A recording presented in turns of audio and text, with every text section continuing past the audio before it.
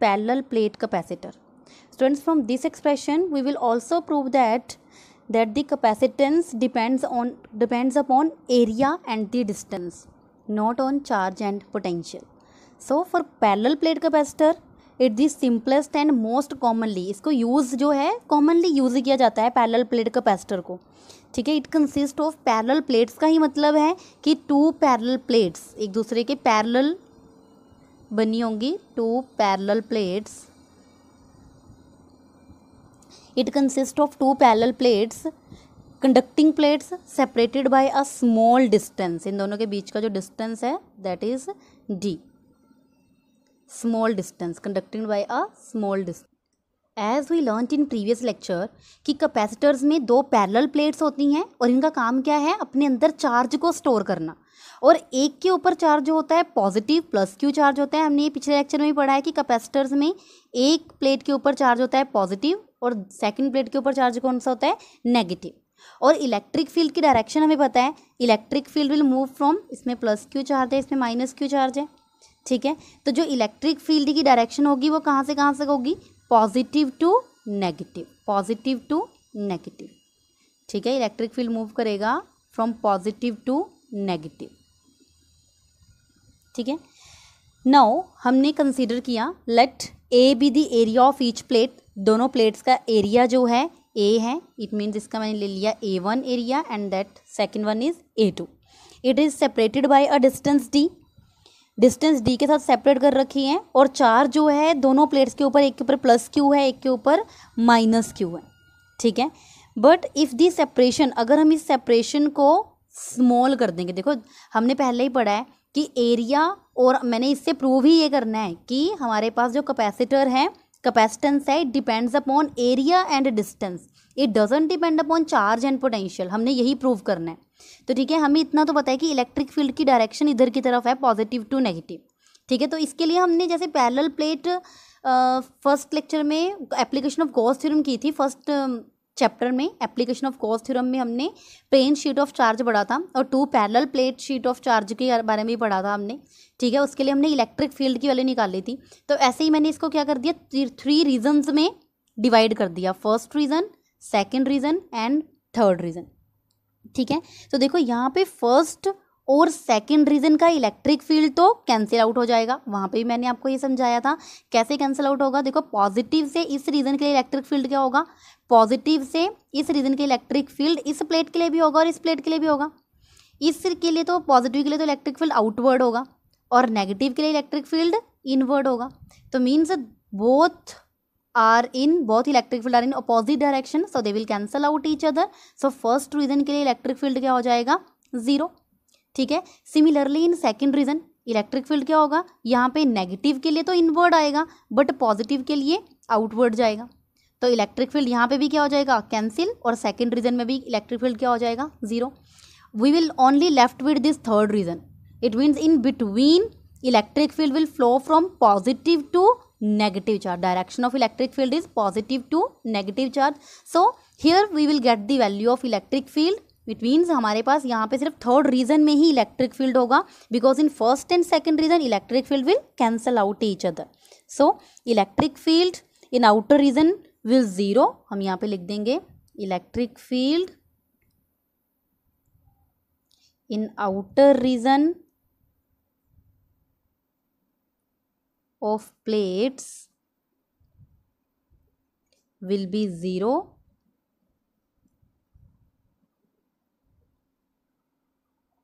but in inner region में तो electric field होगा, but in inner region electric field जो डायरेक्शन होगी इलेक्ट्रिक फील्ड की from negative to positive charge होगी, from electric field from positive to negative charge होगी, ठीक है. तो हमारे पास इलेक्ट्रिक फील्ड हमने फाइंड कर रखा है फॉर पैरेलल प्लेट शीट्स के लिए, ठीक है. वहाँ से मैंने डायरेक्ट एक्सप्रेशन उठा लिया, that is E1 is equal to sigma upon 2 epsilon naught. यहाँ से इलेक्ट्रिक फील्ड की वैल्यू फाइंड कर लेंगे, E1 की वैल्यू फाइंड कर लेंगे, पॉजिटिव टू नेगेटिव ऐसे जाएगी ना इलेक्ट्रिक फील्ड, तो इसके लिए फाइंड कर लेंगे, ठीक है. E1 फाइंड कर लेंगे, डायरेक्ट एक्सप्रेशन उठाया मैंने पैरेलल प्लेट शीट्स का, E1 sigma upon 2 epsilon not, और E2 की वैल्यू क्या हो जाएगी, sigma upon 2 epsilon naught, E2 भी सेम आएगा। देन नेट इलेक्ट्रिक फील्ड किसके इक्वल टू हो जाएगा, देखो E1 की value sigma upon 2 epsilon naught, E2 sigma upon 2 epsilon naught. पिछले लेक्चर में से पढ़ लेना, parallel sheet plane sheet of charges का हमने एक्सप्रेशन उठाया इलेक्ट्रिक फील्ड का, ठीक है। Then net electric field is equal to sigma upon 2 epsilon naught plus sigma upon 2 epsilon naught, then it will become sigma upon epsilon not.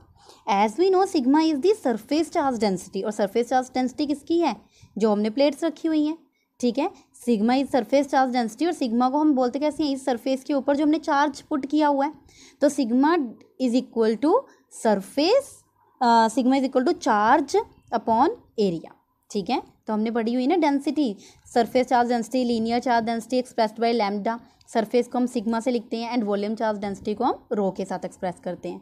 तो हमने sigma की value put कर दी, that is sigma is equal to Q upon A. तो मैंने यहाँ पे E net जो है सिग्मा की वैल्यू पुट कर दी, that is Q upon A epsilon naught, E net is equal to Q upon A epsilon not.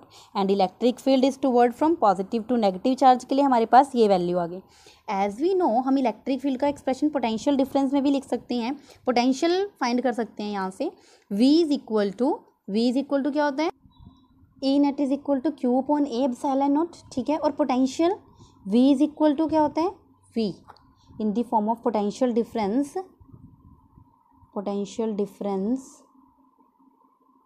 between the plates, potential difference V is equal to E into D. इस expression में मैंने लिख लिया V is equal to E into D. क्या कहाँ से आया ये, हमने रिलेशन पढ़ रखा है between electric field and potential.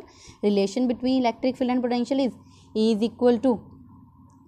Equal to D V upon D R, ठीक है। तो वहीं से मैंने एक्सप्रेशन लिया है V is equal to E into D, ठीक है। तो E की वैल्यू मैंने पुट कर दी यहाँ पे, net electric field is Q upon A epsilon naught into D, Q upon A epsilon naught into D. Now हमारे पास पोटेंशियल की वैल्यू आ चुकी है। Now we will find the capacitance of this parallel plate capacitor. As we know capacitance का formula क्या होता है, capacitance is C is equal to Q upon V, and here Q upon V की value क्या आ जाएगी, Q D upon A epsilon naught, ठीक है। तो मैंने यहाँ पे Q से Q को कैंसिल कर दिया, एंड हमारे पास क्या रहेगी value, C is equal to A epsilon naught upon D. We are left with this value, C is equal to A epsilon naught upon D. It means capacitance doesn't depend upon potential and charge, it only depends upon area, distance, and it depends on the medium where we have put the parallel plates। Medium पे depend करती है, कैसे medium पे हमने इन plates को रखा हुआ है, ठीक है। तो जैसे मीडियम में रखा होगा वैसे ही वैल्यू आ जाएगी, क्योंकि एप्सिलॉन नॉट जो है वो वेरी करता है कैसे मीडियम में आपने चार्जेस को पुट किया हुआ है।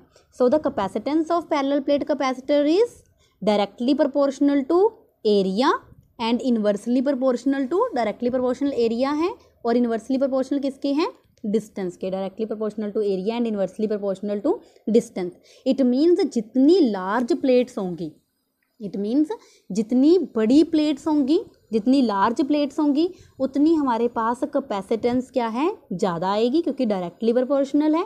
लार्ज साइज प्लेट का मतलब हमारे पास चार्ज ज़्यादा होगा, तो उतना ही, जितना ज़्यादा चार्ज इसके अंदर प्रेजेंट होगा उतनी ज़्यादा कैपेसिटी होगी इसको स्टोर करने की, चार्ज जितना एरिया ज़्यादा होगा। अगर इनके बीच का डिस्टेंस कम हो जाएगा, डिस्टेंस स्मॉल हो जाएगा, क्योंकि capacitance inversely proportional to distance है। इट मीन्स अगर डिस्टेंस छोटा हो जाएगा, कम हो जाएगा, तब भी क्या हो जाएगी, हमारे पास कैपेसिटेंस लार्ज हो जाएगी, ठीक है। The charge plus Q.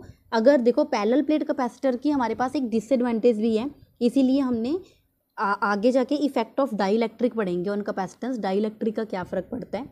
Parallel plate capacitors की डिसएडवांटेज थी कि plus Q and minus Q charge on both side किसी टाइम पे ये स्टिक कर जाएंगे, दे will stick with each other.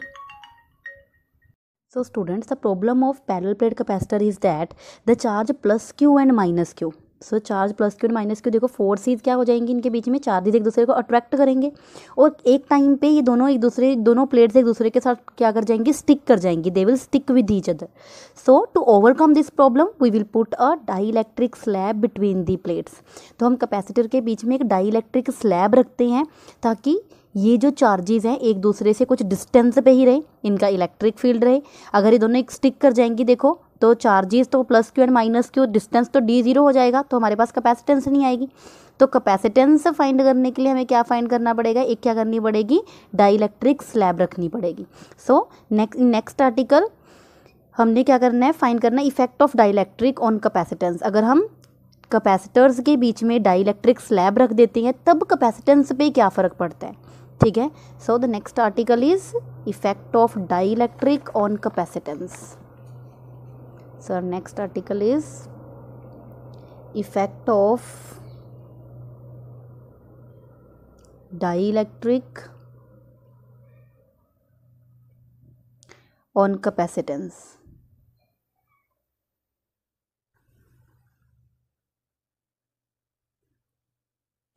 So students, in this article we will find the expression of capacitance। Capacitance का ही formula हम find करेंगे, but अब हमने डाइइलेक्ट्रिक स्लैब रखी हुई है, ठीक है। तो first of all we will consider parallel plate capacitor. ये पैरेलल प्लेट कैपेसिटर का ही पार्ट है जिसमें हम पहले पैरेलल प्लेट कैपेसिटर्स को करते हैं, उसके लिए कैपेसिटेंस फाइंड करते हैं फॉर पैरेलल प्लेट कैपेसिटर्स के लिए। देन नेक्स्ट भी हमने करना है effect of dielectric on capacitance, ठीक है। डाइइलेक्ट्रिक रखने पे पैरेलल प्लेट कैपेसिटर की कैपेसिटेंस पे क्या फ़र्क पड़ेगा, और अगर हम कंडक्टिंग स्लैब रख देते हैं, effect of conducting slab on capacitance, ठीक है। किसकी कैपेसिटेंस है, पैरेलल प्लेट कैपेसिटर की। So first of all we will put a dielectric slab. So this is the parallel plate capacitor, one side positive other side negative, ठीक है। Consider a parallel plate capacitor having each plate having area A, दोनों का area A है, this is plate A and this is plate B. Dielectric तुम्हें पता है, dielectric are the substances which are not insulator, ना तो ये insulator है, ना ही कंडक्टर है और ना ही सेमी कंडक्टर है। They do not allow current but allow development of electric field. It means electric field इनके अंदर प्रेजेंट होता है but they can not pass current, इनमें से करंट पास नहीं हो सकता। So dielectric fourth class of materials है। डाइइलेक्ट्रिक आर दी, हमने 3 क्लासिफिकेशन तो पढ़ रखी हैं, कंडक्टर, सेमीकंडक्टर और insulator, but dielectric is the 4th type of material dielectric. For example कौन सी है इसकी, glass, mica, quartz, these all are the types of examples हैं डाइइलेक्ट्रिक्स के। तो मैंने एक अगर डाइइलेक्ट्रिक स्लैब रख दूँगी पैरेलल प्लेट कैपेसिटर के पास, एक मैंने डाइइलेक्ट्रिक स्लैब इंट्रोड्यूस करा दी, dielectric slab. As we know dielectric slab के अंदर क्या होता है, डाइइलेक्ट्रिक स्लैब में हम क्या बोलते हैं, फर्स्ट ऑफ ऑल हम इन 2 पैरेलल प्लेट्स के बारे में बात कर रहे हैं। जब इन 2 पैरेलल प्लेट्स के बीच का डिस्टेंस हमारे पास क्या है, डी, दोनों प्लेट्स का, जब डाइइलेक्ट्रिक स्लैब नहीं रखी हुई, ठीक है। विदाउट डाइइलेक्ट्रिक हमें कैपेसिटेंस पता होती है, क्या होती है, विदाउट डाइइलेक्ट्रिक वी नो, हमने अभी पैरेलल प्लेट कैपेसिटर के लिए फाइंड किया है, विदाउट डाइइलेक्ट्रिक कैपेसिटेंस सी किसके इक्वल होती है, C is equal to A epsilon naught upon D. Without dielectric C capacitance किसके इक्वल होती है, C is equal to A epsilon naught upon D. But when capacitor is connected to battery, जब हम capacitor को एक battery के साथ connect कर देते हैं, ठीक है, जब कैपेसिटर को बैटरी के साथ कनेक्ट किया तो इलेक्ट्रिक फील्ड इंट्रोड्यूस हो जाएगा बिटवीन दी प्लेट्स, और इलेक्ट्रिक फील्ड जो इंट्रोड्यूस होगा between the plates from positive to negative होगा, from positive to negative.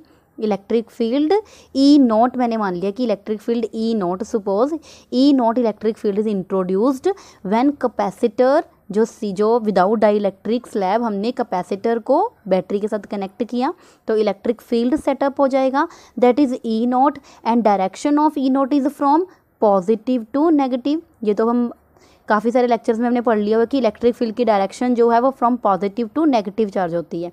But when we place a dielectric slab between these 2 plates, ठीक है, तो अगर हम डाइइलेक्ट्रिक स्लैब रखेंगे तो डाइइलेक्ट्रिक स्लैब के अंदर चार्जेस हैं, ठीक है। हम क्या बोलते हैं, डाइइलेक्ट्रिक स्लैब के अंदर चार्जेस होते हैं, पॉजिटिव नेगेटिव, ठीक है। जैसे ही इन्हें इलेक्ट्रिक फील्ड मिलता है तो नेगेटिव और पॉजिटिव चार्जेस वैसे अलाइन नहीं होते, बट जैसे ही इन्हें इलेक्ट्रिक फील्ड प्रोवाइड होता है तो ये अलाइंड हो जाते हैं। ऐसे नेगेटिव चार्ज इधर पॉजिटिव के पास आ जाता है और इधर पॉजिटिव चार्ज, मतलब इनका एक डाइपोल मोमेंट क्रिएट हो जाता है ऐसे, नेगेटिव पॉजिटिव, ठीक है। और जैसे इन्हें इलेक्ट्रिक फील्ड मिलता है तो ये क्या कर लेते हैं, इनके पास चार्ज तो इनका जीरो हो जाता है, नेट चार्ज जीरो हो जाता है। देखो नेगेटिव पॉजिटिव एक दूसरे के साथ लाइन रखे तो इनका टोटल इनका नेट चार्ज तो जीरो हो जाएगा, पर अब इनके पास कुछ ना कुछ नेट डाइपोल मोमेंट आ जाता है in the direction of electric field, ठीक है। इनका डाइपोल मोमेंट कहाँ होगा, in the direction of electric field, means from negative to positive charge. मैंने डाइइलेक्ट्रिक्स में भी तुम्हें पढ़ाया है कि जैसे ही हम इसे इलेक्ट्रिक फील्ड इसके पास जाएगा, जैसे ही हम कैपेसिटर के पास रखेंगे इसे, तो इसके अंदर भी कुछ इलेक्ट्रिक फील्ड जनरेट हो जाएगा, और जो इलेक्ट्रिक फील्ड की डायरेक्शन होगी इसमें opposite to outer electric field होगी। जो आउटर इलेक्ट्रिक फील्ड है ई नॉट, ये तो देखो पॉजिटिव टू नेगेटिव ऐसे जा रहा है, पर यहाँ पे जैसे ही हमने इसे बैटरी के साथ कनेक्ट किया तो जो हम यहाँ पे करंट नहीं आएगा, करंट तो जीरो हो जाएगा नेगेटिव पॉजिटिव का, पर हमारे पास जो नेगेटिव चार्जेस हैं वो पॉजिटिव इधर की तरफ ही अट्रैक्ट होंगे ना, नेगेटिव पॉजिटिव की तरफ और पॉजिटिव नेगेटिव की तरफ। तो प्लेट्स की एक साइड पे पॉजिटिव आ जाएंगे डाइइलेक्ट्रिक स्लैब की, और डाइइलेक्ट्रिक स्लैब की दूसरी साइड पे नेगेटिव चार्ज आ जाएगा। तो इट मीन्स अब हमारे पास यहाँ पे जो इलेक्ट्रिक फील्ड है inside the dielectric slab, जो इलेक्ट्रिक फील्ड की डायरेक्शन होगी वो किधर की तरफ होती है, this to this electric field, ठीक है। जो हमारे पास ये इलेक्ट्रिक फील्ड होता है उसकी डायरेक्शन क्या होती है, from positive to negative charge, ठीक है। और मैंने मान लिया डाइइलेक्ट्रिक स्लैब की जो थिकनेस है वो क्या है, टी, टोटल थिकनेस डी है कैपेसिटर की, जो मैंने डाइइलेक्ट्रिक स्लैब इसके अंदर रखी है उसकी थिकनेस कितनी है, टी, ठीक है। सो द टू प्लेट्स, हमने ये बोला कि जब भी हम डाइइलेक्ट्रिक स्लैब रखते हैं थिकनेस टी की, तो उस टाइम पे दोनों प्लेट्स में इस प्लेट में भी इलेक्ट्रिक फील्ड जनरेट हो जाता है, बट दिस इलेक्ट्रिक फील्ड ये क्या कर देगा, ये वाला इलेक्ट्रिक फील्ड अपोजिट डायरेक्शन में है इसके, ठीक है। आउटर इलेक्ट्रिक फील्ड के अपोजिट डायरेक्शन में है। इट मीन्स अगर देखो मेरे पास ये वैल्यू किसी भी, ये लेंथ 10 है और 10 में से 5 जो है इसके अपोजिट डायरेक्शन में जा रही है, तो रह कितनी गई, 5, ठीक है ना। 10 माइनस 5, ये 10 इधर जा रहा था और ये 5 इधर की तरफ मूव कर रहे हैं, तो 10 माइनस 5, ये जो बाकी बच गया ये वाला फील्ड, ये जो स्पेस बच गई, इसके बीच का इलेक्ट्रिक फील्ड अगर मुझे फाइंड करना होगा तो क्या हो जाएगा, वो रिड्यूस हो जाएगा ना। इट मीन्स हमारे पास जब भी हम डाइइलेक्ट्रिक स्लैब पुट करते हैं तो आउटर इलेक्ट्रिक फील्ड की वैल्यू क्या हो जाती है, रिड्यूस हो जाती है। It means electric field reduces due to polarization. Dielectric slab रखने पे हमारा आउटर इलेक्ट्रिक फील्ड, देखो इसको नहीं रखने पे तो टोटल इलेक्ट्रिक फील्ड था, ठीक है, टोटल इलेक्ट्रिक फील्ड की कोई वैल्यू थी, बट जब मैंने इसको पुट कर दिया, इसको पुट करने पे हमारे पास इलेक्ट्रिक फील्ड रिड्यूस हो जाएगा, ठीक है। ये मैंने बता दिया कैसे रिड्यूस हो जाएगा, क्योंकि ये पॉजिटिव टू नेगेटिव है और ये वाला चार्ज इसके अपोजिट डायरेक्शन में जा रहा है, तो अपोजिट वाला इसको माइनस कर देगा, इसमें से ये वैल्यू माइनस हो जाएगी तो कम रह जाएगा ना outer electric field. So now we have to find the capacitance. अब मुझे कैपेसिटेंस फाइंड करनी है जब मैंने डाइइलेक्ट्रिक स्लैब को पुट किया, तो इसके लिए मुझे क्या पहले फाइंड करना पड़ेगा, V, जैसे मैंने पहले V की वैल्यू फाइंड की थी पैरेलल प्लेट कैपेसिटर में, ऐसे ही हम यहाँ पे भी पहले V की फाइंड कर लेंगे value. If V is the potential difference between the plates, if V is the potential difference between the plates, then relation between V and electric field is V is equal to E into D. और देखो अगर potential difference है V, तो मुझे इसका अलग potential find करना पड़ेगा, इसका पोटेंशियल अलग फाइंड करना पड़ेगा, दोनों के लिए पोटेंशियल अलग फाइंड करना पड़ेगा ना, क्योंकि देखो V is equal to E D होता है, तो आउटर वाले का इलेक्ट्रिक फील्ड हम ये बोल रहे हैं कि वो रिड्यूस हो रहा है इसको पुट करने के बाद। इट मीन्स आउटर का इलेक्ट्रिक फील्ड ज़्यादा था और वो कितना है, E नॉट, ठीक है, और इसकी इलेक्ट्रिक फील्ड क्या है, E, इसके लिए डिस्टेंस क्या है, D, ठीक है, और इसके लिए क्या है हमारे पास, T, ठीक है। तो हमारे पास इसके लिए D है, तो मुझे अब उस स्पेस के लिए फाइंड करना है। देखो अब स्पेस तो देखो फिल होगी, इतनी स्पेस तो फिल होगी, इलेक्ट्रिक फील्ड मुझे फाइंड करना है कैपेसिटर के लिए। अब देखो इतना तो मैंने उसको फिल कर दिया डाइइलेक्ट्रिक स्लैब के साथ जिसकी थिकनेस T है और इसकी थिकनेस है D, ठीक है। तो बाकी बच कितनी गई, जो ये इधर वाली और इधर वाली बच गया, वो कितना बच गया, D माइनस T, यस और नो, देखो अगर टोटल यहाँ से यहाँ तक का सेपरेशन जो है 10 है, 10 सेंटीमीटर है, एग्जांपल ले लेते हैं, अगर ये 10 सेंटीमीटर है और उसमें मैंने एक स्लैब डाल दी जो 5 सेंटीमीटर थिकनेस की है, तो मुझे किसके लिए इलेक्ट्रिक फील्ड निकालना पड़ेगा? बाकी एक तो स्लैब के लिए तो 5 सेंटीमीटर के लिए निकालना पड़ेगा और बाकी जो स्पेस बच गया उसके लिए निकालना पड़ेगा 5 सेंटीमीटर और के लिए निकालना पड़ेगा। 10 माइनस 5 जो ये स्पेस बच गया वो भी 5 रह गया। तो it means V is equal to E into D. तो ये दो पार्ट्स में डिवाइड हो गया। V is equal to E, पहले डाइलेक्ट्रिक स्लैब के लिए इलेक्ट्रिक फील्ड E है और थिकनेस क्या है? T। डिस्टेंस मतलब इन दोनों के बीच में क्या है? T। प्लस अब मुझे पोटेंशियल दोनों के लिए निकालना है, इसके लिए मैंने निकाल लिया। अब इसके लिए क्या बच गया? इसके लिए टोटल लेंथ D थी, T तो मैंने निकाल दिया, तो बाकी कितना बच गया? Distance D minus T। और इस कैपेसिटर के लिए जो आउटर है इसके लिए इलेक्ट्रिक फील्ड कितना है? E naught. तो V is equal to E T plus E naught D minus T. ठीक है।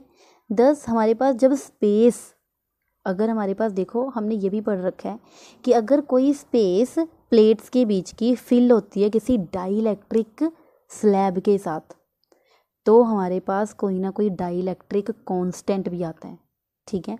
फॉर एग्जांपल यस स्टूडेंट्स, हमने कूलॉम्स लॉ पढ़ा हुआ है और कूलॉम्स लॉ में हमने इतना पढ़ा हुआ है कि जब भी हम दो चार्जेस को मीडियम में रख देते हैं तो जो हमारे पास मीडियम में रखने पे फोर्स जो है वो के टाइम डिक्रीज़ हो जाती है। हमने यही पढ़ा हुआ है ना, जब हमारे पास मीडियम में दो चार्जेस को रखा जाता है, मीडियम में हमारे पास फोर्स जो है वो के टाइम क्या हो जाती है? डिक्रीज़ हो जाती है।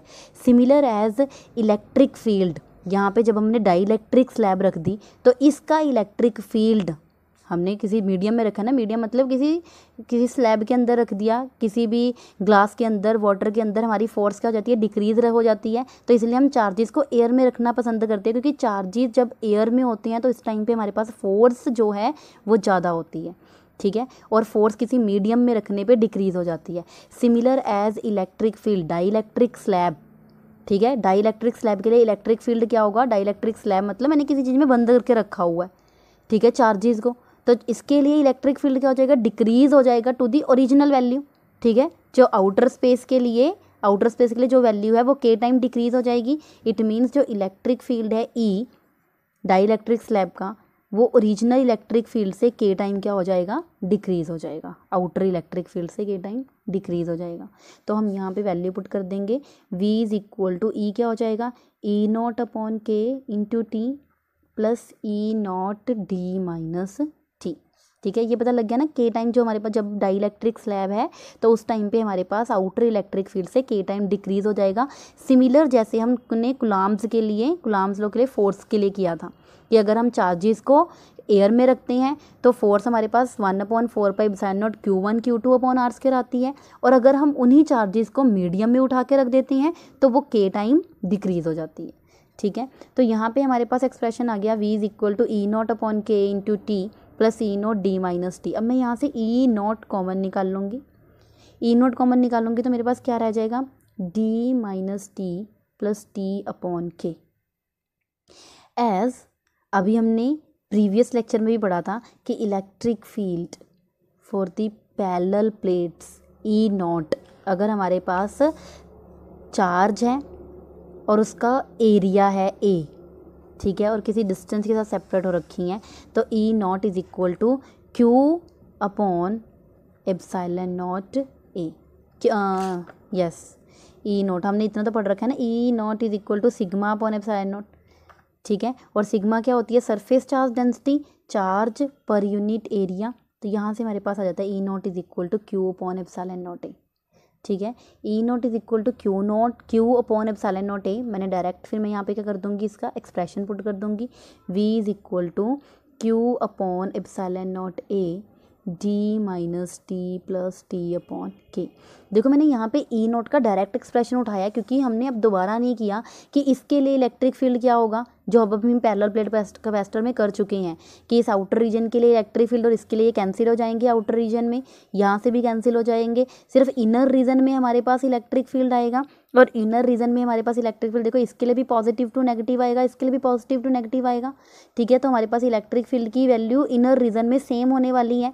तो हमने दोनों पैरेलल प्लेट्स के लिए हम क्या करती हैं, E1 निकाल लेती हैं sigma upon 2 epsilon naught, sigma upon 2 epsilon not, मैंने नेट निकाल लिया दोनों प्लेट्स के लिए। हमारे पास पैरेलल प्लेट्स के लिए क्या आ जाएगा, E0 is equal to sigma upon epsilon naught. Parallel plate capacitor वाला आर्टिकल पढ़ोगे तो ये आपके लिए चीज़ क्लियर हो जाएगी, ठीक है। तो V is equal to Q upon epsilon naught A D minus T plus T upon K. यहाँ पे हमारे पास पोटेंशियल की वैल्यू आ गई। देन कैपेसिटेंस किसके इक्वल टू हो जाएगी, देन कैपेसिटेंस का फॉर्मूला क्या है, C is equal to Q upon V, ठीक है। जैसा चार्ज मैंने यहाँ पे लिया है क्यू की वैल्यू, तो मैंने यहीं पे भी सेम वैल्यू ली है, ठीक है। अगर यहाँ पे कैपिटल क्यू लेती तो यहाँ पे भी कैपिटल क्यू, चार्ज तो सेम ही होगा ना, ठीक है। तो क्यू अपॉन V, तो यहाँ पे V की वैल्यू पुट कर दी मैंने, Q upon epsilon naught A D minus T plus T upon के। तो यहाँ से क्यू कैंसिल हो जाएगा, तो यहाँ पे मेरे पास आ जाएगा C is equal to epsilon naught A D minus T plus T upon K. This is the capacitance when dielectric slab fills between the plates. ये कैपेसिटेंस है जब हमने डाइलेक्ट्रिक स्लैब रखी है इन बिटवीन दी प्लेट्स, ठीक है। But dielectric slab between the plates एक special case आता है, अगर हमारे पास थिकनेस टी की वैल्यू डी के इक्वल टू हो जाए, इट मीन्स जो ये डाइलेक्ट्रिक स्लैब है ये फुल्ली कवर हो जाए यहाँ तक, ठीक है। अगर पार्शली ना हो, पूरी कवर हो जाएगी, तो यहाँ पे T is equal to D के इक्वल टू हो जाएगा। मतलब जो ये थिकनेस मैं बोल रही हूँ, ये T और D इक्वल हो जाएंगे ना, सेम हो जाएंगे। अगर ये सेम हो जाएंगे तब मेरा एक्सप्रेशन देखो क्या आ जाएगा। स्पेशल केस है यहाँ पे, स्पेशल केस है when T is equal to D, when dielectric slab fills the space between the plates. तो T is equal to D हो जाएगा, तो मेरे पास C की वैल्यू क्या आ जाएगी, epsilon naught A T is equal to D T minus T plus T upon K, ठीक है। तो ये कैंसिल हो जाएगा और यहाँ पे आ जाएगा मेरे पास K epsilon naught A upon D, ठीक है। तो देखो epsilon naught A upon D तो कैपेसिटेंस है पैरेलल प्लेट कैपेसिटर की, ठीक है। और C is equal to K times होगी पैरेलल प्लेट कैपेसिटर के। इट मीन्स जब हम डाइलेक्ट्रिक स्लैब पुट करते हैं in between the parallel plate capacitor, तो हमारी कैपेसिटेंस इंक्रीज होती है K टाइम्स, ठीक है। Whenever we put the dielectric slab between the capacitors, parallel plate capacitor, then capacitance of capacitor increases, कितनी increase होती है, K टाइम्स, ठीक है। So this is the expression of effect of dielectric on capacitance, कि हमारे पास जो capacitance है वो K टाइम्स क्या हो जाती है, इंक्रीज हो जाती है जब भी हम डाइलेक्ट्रिक स्लैब पुट करते हैं, ठीक है। So students our next article is capacitance of capacitor when conducting slab fills between the plates. अगर हम कंडक्टिंग स्लैब रख देंगे, इट मीन्स पहले हमने डाइलेक्ट्रिक स्लैब रखी थी, अब हमने कंडक्टर रख दिया, ठीक है। तो हमें इतना पता है कि whenever we will put a conductor inside the parallel plate capacitor, ठीक है। जब भी हम यहाँ पे क्या रखेंगे, पैरेलल प्लेट कैपेसिटर्स के पास क्या रखेंगे, कंडक्टर को रखा मैंने, ठीक है। तो कंडक्टर के अंदर ये कंडक्टिंग स्लैब है, ठीक है। और ये मेरे पास क्या है, पैरेलल प्लेट कैपेसिटर की एक साइड है A और ये दूसरी साइड है B, ठीक है। Whenever we will introduce conducting slab in between the parallel plate capacitor, तो हमारे पास electric field inside the conducting slab क्या होता है, जीरो। ये तो अब हमने पीछे ही पढ़ा हुआ है, behaviour of conductors in electrostatic field में भी पढ़ा था कि net electric field inside the conductor is always zero, क्योंकि यहाँ पे जो पॉजिटिव नेगेटिव जैसे ही इन्हें इलेक्ट्रिक फील्ड मिलता है, जैसे ही कंडक्टर को हम इलेक्ट्रिक फील्ड के अंदर रखते हैं, तो इलेक्ट्रिक जो कंडक्टर के अंदर चार्जेस होते हैं वो क्या करते हैं, ड्रिफ्ट हो जाते हैं टुवर्ड दी, जो नेगेटिव चार्ज हैं वो पॉजिटिव की तरफ ड्रिफ्ट हो जाते हैं, और जो यहाँ से पॉजिटिव चार्ज होंगे वो नेगेटिव की तरफ ड्रिफ्ट हो जाएंगे। इट मीन्स इसकी पूरी एक साइड पे पॉजिटिव चार्ज आता है, एक साइड पे नेगेटिव चार्ज आता है, और इक्वल नंबर में नेगेटिव चार्ज डिस्ट्रीब्यूट हो जाते हैं जितने आउटर साइड में है।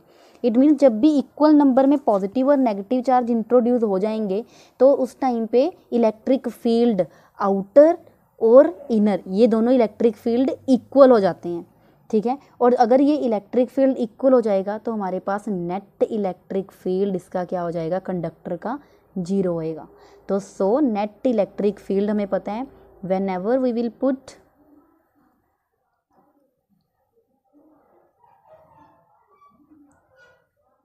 conducting slab in between the plates, in between the plates, the net electric field inside the conductor is always, ये तो हमें पता है, net electric field inside the conductor is zero, क्योंकि चार्ज जो है ऑलवेज रिसाइड करता है ओवर इट्स सरफेस, ठीक है। एक्स्ट्रा चार्ज, क्योंकि बाकी तो पॉजिटिव नेगेटिव न्यूट्रल हो जाता है, जो एक्स्ट्रा चार्ज आता है इलेक्ट्रिक फील्ड में रखने पे वो सारा सरफेस पे चला जाता है, और equal number of positive negative charge जो है वो आउटर सरफेस पे आ जाते हैं, ठीक है। और आउटर सरफेस पे आने के कारण electric field inside the conductor कुछ भी नहीं रहता, इलेक्ट्रिक फील्ड ज़ीरो हो जाता है, ठीक है। तो अब हमारे पास अगर हम पोटेंशियल की वैल्यू फाइंड करेंगे यहाँ पे, तो हमारे पास पोटेंशियल जो है V इज इक्वल टू, देखो एक तो कंडक्टिंग स्लैब के कारण आएगा और एक इस कैपेसिटर के कारण आएगा। कंडक्टिंग स्लैब की अगर थिकनेस T है और कैपेसिटर की थिकनेस क्या है D, कंडक्टिंग स्लैब की थिकनेस क्या है T और कैपेसिटर की थिकनेस क्या है D, तो potential due to this one कितना आ जाएगा E into T, V is equal to E into T, plus दोनों को मैं ऐड कर देती हूँ, आउटर वाले का इलेक्ट्रिक फील्ड क्या है E naught from positive to negative. अब हमें इतना तो पता है कि direction of outer electric field is positive to negative, ये कितना आ जाएगा E naught D minus T, ठीक है। जो बाकी स्पेस बच गया उसके लिए D माइनस टी आ जाएगा इलेक्ट्रिक फील्ड।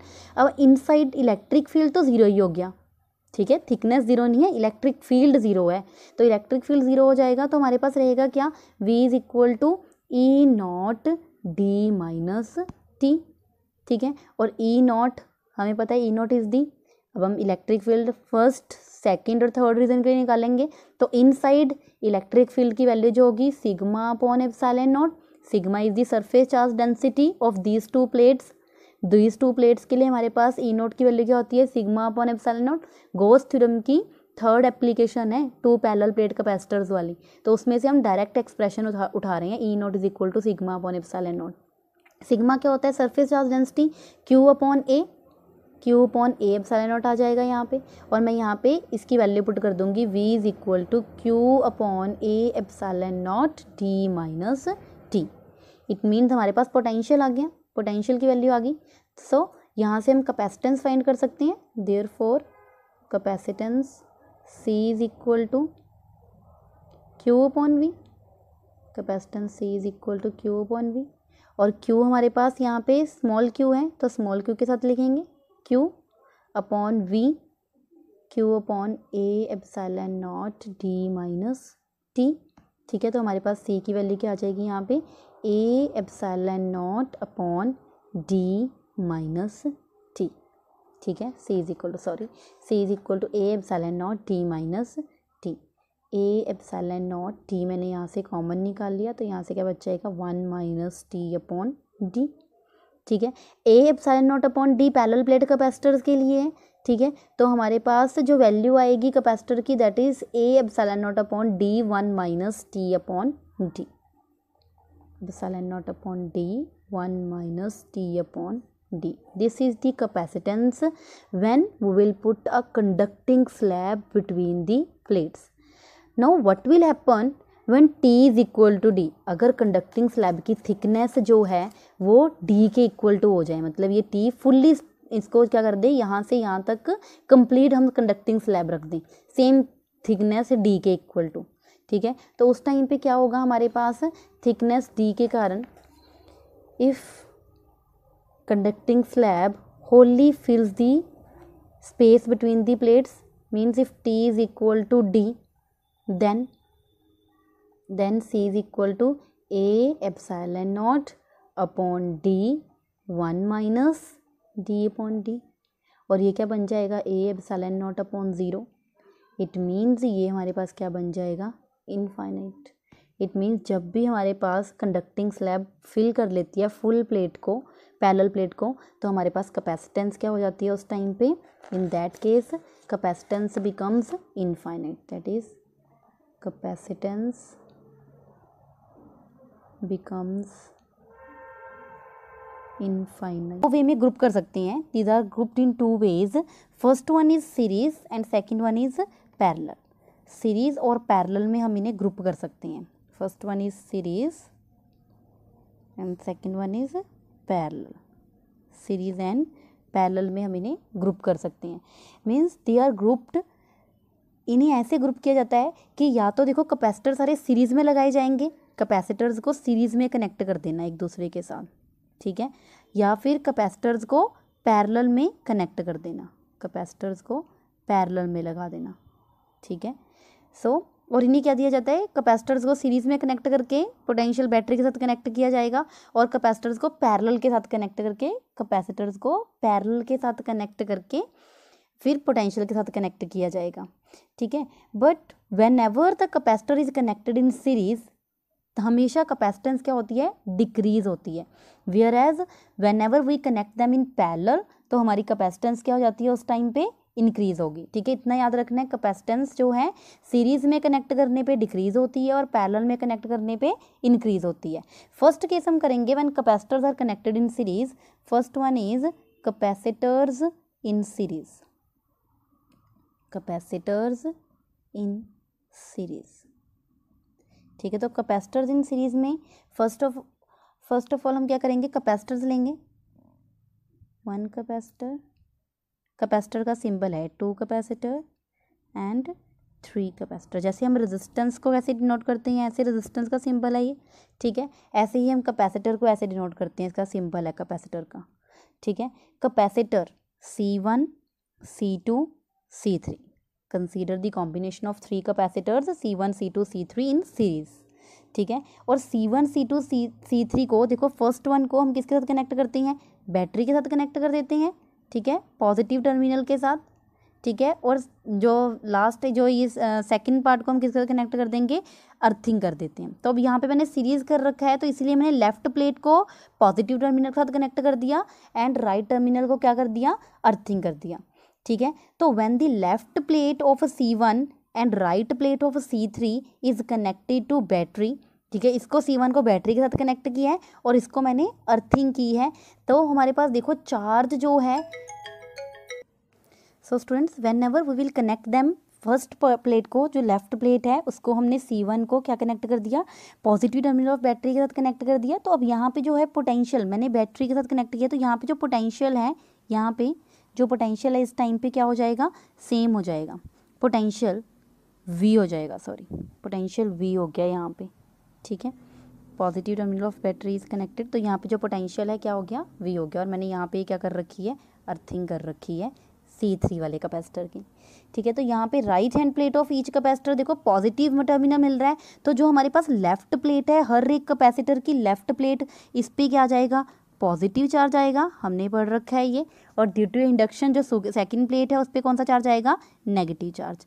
सिमिलरली तो ये चार्ज यहाँ पे डिस्ट्रीब्यूट कर देगा, यहाँ पे पॉजिटिव चार्ज आएगा और यहाँ पे नेगेटिव चार्ज आएगा। तो जो हमारी सारी प्लेट्स हैं कैपेसिटर्स की, वो ऐसे चार्ज इंड्यूस कर लेंगी अपने ऊपर, पॉजिटिव एंड नेगेटिव। मीन जो चार्ज जो है हमारे पास अब यहाँ पे क्या रहने वाला है, in series combination charge on 3 plates remains same. यहाँ पे चार्ज जो है हर प्लेट पे क्या हो जाएगा, सेम हो जाएगा, क्योंकि चार्ज देखो यहाँ पे जो चार्ज इसे प्रोवाइड हो रहा है वही चार्ज यहाँ पे मिलेगा और वही चार्ज यहाँ पे प्रोवाइड हो जाएगा, क्योंकि यही तो सीरीज़ के साथ कनेक्ट है ना ये, तो सीरीज़ के साथ ये सेम चार्ज एक दूसरे को प्रोवाइड करते हैं। फॉर एग्जांपल देखो, हम फेस्टिवल्स में कोई पहले तक जो, अब तो पैरेलल में आती हैं कनेक्शन LEDs वगैरह, जो फेस्टिवल्स में हम यूज़ करते थे लाइट्स, ठीक है। तो उसमें क्या होता था, जब हमारे पास उसमें जो बल्ब्स लगे होते थे वो ऐसे लगे होते थे, सीरीज़ में लगे होते थे, ठीक है। तो जब सीरीज़ में लगे होते थे वो बल्ब सीरीज़ में लगे होते थे, तो क्या होता था, एक अगर बल्ब ख़राब हो गया बीच में से, अगर बीच में से एक ख़राब हो गया तो वो सारी आगे क्या हो जाती थी, वायर ख़राब हो जाती थी, क्योंकि उनमें जो कनेक्शन था वो किस में लगा होता था, सीरीज़ में लगा होता था। वेयर एज पैरेलल में ऐसा नहीं होगा, पैरेलल केस हम आगे करेंगे, ठीक है। सीरीज़ केस में क्या होगा, हमारे पास चार्ज, क्योंकि यहाँ पे चार्ज सेम चार्ज प्रोवाइड हो रहा है, अगर इसने इसको चार्ज देना बंद कर दिया तो अगले वाला किसी और को चार्ज नहीं दे पाएगा, ठीक है। अगर यहाँ पे कुछ ख़राब हो गया तो आगे सारी वायर क्या हो जाती है, ख़राब हो जाती है, ठीक है। तो सीरीज़ कॉम्बिनेशन में हमारे पास चार्ज क्या रहने वाला है, सेम रहने वाला है on each plate of the capacitor. अगर यहाँ पे क्यू चार्ज है, यहाँ पे क्यू है, तो यहाँ पे भी चार्ज क्या रहने वाला है, क्यू चार्ज रहने वाला है, ठीक है। बट पोटेंशियल जो है हर एक पॉइंट पे क्या हो जाता है, डिफरेंट हो जाता है, ठीक है। अगर यहाँ पे टोटल नेट पोटेंशियल V है तो कैपेसिटर C1 का पोटेंशियल क्या आ जाएगा, V1, और इसके लिए C1 के लिए V1 हो जाएगा, इसके लिए V2 हो जाएगा और V3 हो जाएगा, क्योंकि पोटेंशियल तो हमें पता है ना, पोटेंशियल जो है वो क्या है, पोटेंशियल जो है हर एक प्लेट के लिए डिफरेंट।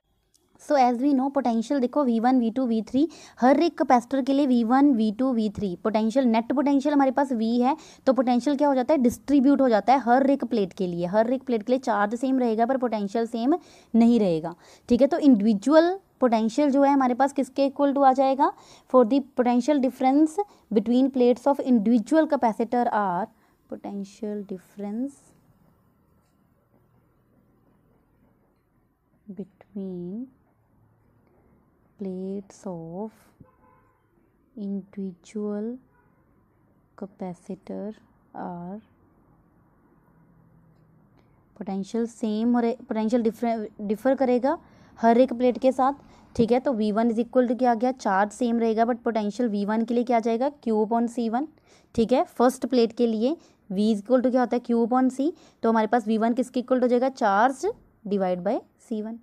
सिमिलरली V2 क्या हो जाएगा Q/C2 और V3 किसके इक्वल हो जाएगा Q/C3। सो जो इंडिविजुअल कैपेसिटेंस है हमारे पास से इसके इक्वल टू आ जाएगी। Now sum of these potential difference, अगर हम sum of these potential difference equal to जितना सम इन तीनों का पोटेंशियल डिफरेंस का बनेगा it is equal to the applied potential difference of the battery. जो तीनों का सम बनेगा वो किसके इक्वल टू होगा, जितना हमने बैटरी से वोल्टेज दे रखा है। तो लेट अगर हम इसको फाइंड करेंगे V को, तो हम पहले क्या कर लेंगे sum of the,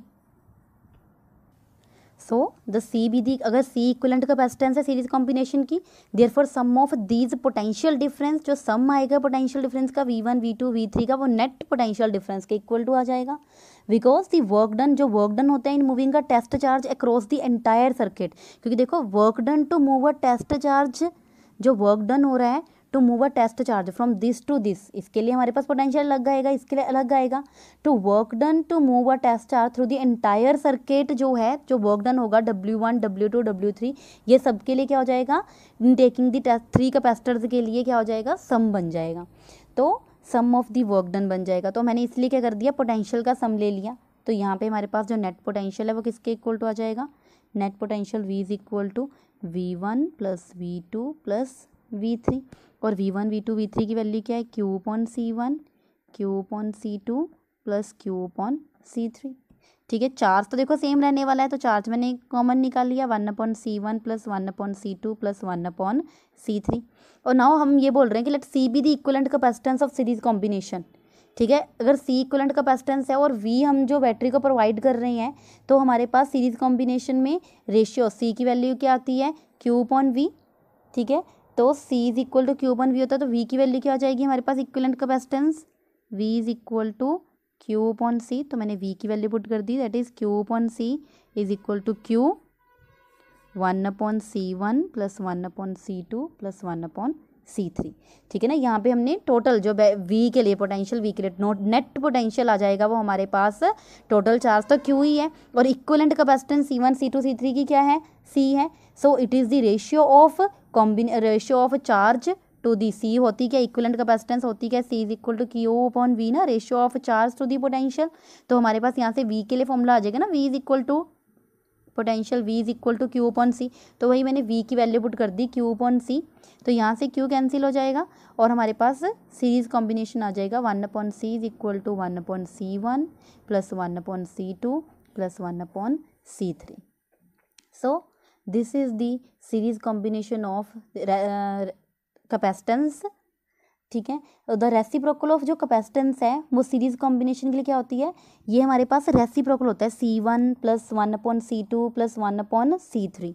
it means जो रेसिप्रोकल आ रहा है रिजल्टेंट कैपेसिटेंस का, reciprocal of resultant capacitance is the series combination of capacitors is equal to the sum of reciprocal of individual capacitance. जो 1/C है रेसिप्रोकल ऑफ कैपेसिटेंस, हर एक capacitance का क्या होता है रेसिप्रोकल होता है। इट मीन्स यहाँ पे सीरीज अरेंजमेंट में हमारे पास 1 डिवाइड होके आ रही है ना, कैपेसिटेंस जो है 1 डिवाइड हो रही है। इट मीन्स जो अगर मैं इसको C इज इक्वल टू कर दूंगी तो मेरे पास क्या आ जाएगा C1 plus C2 plus C3 divide by C1 C2 C3। तो हमारे पास यहाँ पे कैपेसिटेंस क्या होती है डिक्रीज होती है, यहाँ पे सम नहीं होता क्योंकि रेसिप्रोकल आ रहा है ना, तो यहाँ पे सीरीज अरेंजमेंट में कैपेसिटेंस इज लेस देन दी जो इंडिविजुअल कैपेसिटेंस है हमारे पास हर एक सर्किट के लिए आएगी। Individual capacitance so 1/c, sorry, the resultant capacitance जो हमारे पास आएगी वो क्या होगी, स्मॉलेस्ट वैल्यू होगी देन द इंडिविजुअल कैपेसिटर्स, ठीक है ना। 1/c, 1/c1 plus 1/c2 plus 1/c3। अगर हम यहाँ हमारे पास है n वैल्यूज, अगर हमारे पास n कैपेसिटर्स लगे हों, ठीक है, if we have n capacitors in series, n capacitors in series, तो n कैपेसिटर्स इन सीरीज के लिए हमारे पास क्या हो जाएगा, हमारे पास capacitance 1/c is equal to 1/c1, 1/c2 so on 1/cn तक आ जाएगी, ठीक है। सो हमारे पास n कैपेसिटर्स के लिए क्या बन जाएगी वैल्यू, अगर हमारे पास 2 कैपेसिटर्स हैं, ठीक है, 2 कैपेसिटर्स होंगे तो 1/c is equal to 1/c1 plus c2। तो अगर मैं देखो इसे सीधा करूँगी तो यहाँ पे ये बन जाएगा c is equal to c1 c2 upon c1 plus c2, ये बन जाएगा ना। इट मीन्स हमारे पास जो रिजल्टेंट कैपेसिटेंस है इंडिविजुअल कैपेसिटेंस की वैल्यू से डिक्रीज होकर आएगी, क्योंकि नीचे में सम से डिवाइड हो जाएगा, ठीक है। देखो अगर हमारे पास एग्जांपल ले लेते हैं, मेरे पास देखो अगर एक कैपेसिटेंस C1 की वैल्यू 2 है और C2 की वैल्यू 4 है, तो जो मेरे पास C बनेगा वो किसके इक्वल हो जाएगा, 8 डिवाइड बाई 2 प्लस 4, तो 8 डिवाइड बाई 6, तो ये 1 पॉइंट समथिंग आ जाएगी। मीन्स जो मेरी रिजल्टेंट कैपेसिटेंस है वो हर एक इंडिविजुअल कैपेसिटेंस से भी क्या आएगी, कम आएगी। सो इसीलिए हम कैपेसिटर्स इन सीरीज़ में ये बोलते हैं कि हमारे पास जो वैल्यू होती है, जो इंडिविजुअल कैपेसिटेंस होती है वो क्या होती है, डिक्रीज़ करती है। हर एक वैल्यू रिजल्टेंट कैपेसिटेंस क्या होती है, डिक्रीज़ करती है इंडिविजुअल कैपेसिटेंस से। और कैपेसिटर्स इन सीरीज़ में हमारे पास जो चार्जेस हैं वो सेम चार्जेस होने के कारण जो हमारा सर्किट है, अगर एक ख़राब हो गया, एक कैपेसिटर अगर ये अपनी वैल्यू प्रोवाइड नहीं कर रहा, चार्ज नहीं प्रोवाइड करेगा, तो हमारा सारे जो आगे के जो कैपेसिटर्स हैं वो काम करना बंद कर देंगे, ठीक है। So this is the capacitors in series. Now next we will do the parallel combination of capacitors. So students, next topic is parallel combination of capacitors, ठीक है। इन पैरेलल कॉम्बिनेशन जैसे हमने सीरीज़ में पढ़ा कि हमारे पास चार्ज सेम होता है बट पोटेंशियल डिफरेंस जो है वो डिफरेंट होता है, वी की वैल्यू डिफरेंट होती है। But here in parallel combination of capacitors, parallel combination का मतलब देखो जो चार्ज, जो कैपेसिटर की प्लेट्स हैं वो एक दूसरे के साथ क्या हो रखी हैं, पैरेलली हमने अरेंज कर रखी हैं, parallel arrangement. So this is the capacitor C1, capacitor C2 and capacitor C3। अब देखो C1, C2, C3 को जब हमने पैरेलल अरेंज कर दिया तो जो इनका जो लेफ्ट साइड है ये कॉमन पोटेंशियल के साथ जाके कनेक्ट हो जाएगी। मतलब जो इनको V की वैल्यू मिलेगी, जो हम यहाँ से पॉजिटिव चार्ज दे रही हैं, वो हर एक चीज़ हर के पास जाएगा, इसके पास भी जाएगा, इसके पास भी जाएगा, इसके पास भी जाएगा। मतलब अब ये नहीं है कि C1 वाला इसे दे रहा है, ठीक है, पोटेंशियल C2 वाला इसे प्रोवाइड कर रहा है, नहीं। अब यहाँ पे हमारे पास जो V है, पोटेंशियल अगर सेम हो गया तो यहाँ पे देखो अपने हर इसको भी पोटेंशियल V के साथ कनेक्ट कर दिया, इसका भी कॉमन पोटेंशियल है, इसका भी कॉमन पोटेंशियल है, सेम पोटेंशियल के साथ कनेक्ट कर दिया हमने, ठीक है, कैपेसिटर्स की प्लेट को। अब सेम पोटेंशियल देने के कारण जो चार्जेस हैं वो क्या हो जाएंगे, डिफरेंट हो जाएंगे। इसके पास चार्जेस अलग पहुँचेंगे, इसके पास चार्जेस अलग पहुँचेंगे, इसके पास चार्जेस अलग पहुँचेंगे, ठीक है। तो हमने जो सेकंड प्लेट है उसको हमने क्या कर दिया, अर्थिंग कर दी। सेकंड जो राइट हैंड साइड है प्लेट्स की उसको क्या कर दी, अर्थिंग कर दी, ठीक है। हियर देखो left hand plates of all the capacitors are connected together to point A and B। Left hand side plate को मैंने क्या कर दिया, सबको A पॉइंट के साथ कनेक्ट कर दिया एंड राइट हैंड साइड को B के साथ कनेक्ट कर दिया। जैसे ही बैटरी कनेक्ट की जाती है द पोटेंशियल डिफरेंस तीनों के पास क्या हो जाएगा, सेम हो जाएगा, ठीक है। बट दी प्लेट के जो चार्जेस हैं वो कैसे हो जाएंगे, यहाँ पे positive negative, positive negative, positive negative, ठीक है। जो चार्जेस हैं वो क्या हो जाएंगे, यहाँ पे डिफरेंट हो, चार्जेस यहाँ पे क्या हो जाएंगे, डिफरेंट हो जाएंगे। यहाँ पे चार्ज Q1 है, यहाँ पे Q2 है, यहाँ पे Q3 है, ठीक है। फॉर एग्जांपल देखो हम अपने घरों में अप्लायंसेस यूज़ करते हैं तो जो हमारे पास पोटेंशियल है वो सबके लिए क्या आने वाला है, 220 वोल्ट आने वाला है। चाहे हम एक फ्रिज को रन करें, चाहे हम AC को रन करें, चाहे एक मोटर को रन करें, तो हमारे पास हर एक अप्लायंसेस के लिए क्या आती है, 220 वोल्ट का पोटेंशियल आता है। बट हर एक चीज़ को चलने के लिए करंट की रिक्वायरमेंट जो है वो क्या है, अलग अलग है, ठीक है। तो इसीलिए हमारे पास पोटेंशियल तो सेम रहता है बट चार्जेस जो हैं वो डिफरेंटली सप्लाई होते हैं। ठीक है, चार्ज जो है वो डिफरेंट जाता है। ठीक है, क्योंकि चार्ज पे तो करंट की वैल्यू डिपेंड कर रही है। ठीक है, तो देखो हम पैरेलल कॉम्बिनेशन, जो हमारे घर के सर्किट है वो सारे पैरेलल कॉम्बिनेशन में इसीलिए लगे होते हैं। अगर सीरीज में लगे होते तो सीरीज में तो देखो हर किसी को 220 वोल्ट, हर किसी को 220 वोल्ट की जरूरत पड़ती। तो ऐसा तो नहीं होता ना कि हर किसी को 220 वोल्ट जरूरत पड़ेगी, तो फिर तो हमें हर एक चीज़ के लिए 220 वोल्ट के लिए पोटेंशियल जो है 220 वोल्ट के लिए तो सब अलग हो जाएगा। और चार्ज अगर सेम हो जाएगा तो देखो एक चीज़ खराब होगी तो हमारे घर का पूरा, अगर ये हमारे किसी घर का एक बल्ब खराब हो जाएगा, ठीक है, तो ये सारा आगे का सर्किट क्या हो जाएगा, ख़त्म हो जाएगा और कुछ भी चीज़ आगे रन नहीं करेगी।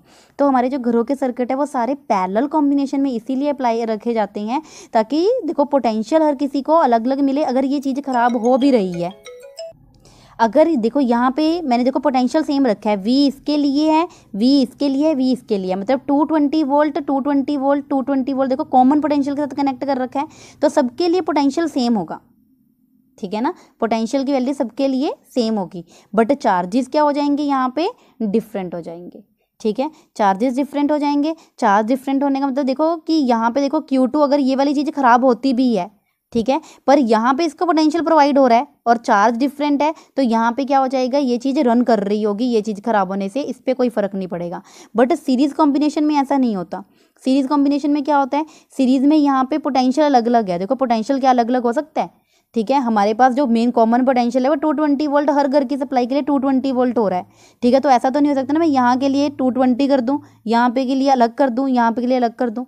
ठीक है, और सीरीज कॉम्बिनेशन में अगर ये एक चीज़ खराब हो जाती है तो हमारा सारा सर्किट आगे का क्या हो जाता है, खराब हो जाता है। इसीलिए जो हमारे जो घरों के सर्किट हैं या हम जो अब न्यू एलईडीज आ भी रही हैं, ठीक है, जो फेस्टिवल्स वगैरह में हम यूज़ करते हैं वो सारे पैरेलल कॉम्बिनेशन होता है।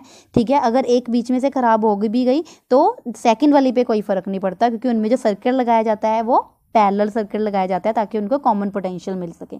सो in parallel combination potential different same होता है बट चार्जेस आर डिफरेंट। ठीक है, +1 +-Q1 के साथ है, +-Q2 एंड +-Q3 के साथ ये क्या होती है, चार्ज जो है डिफरेंट हो जाता है।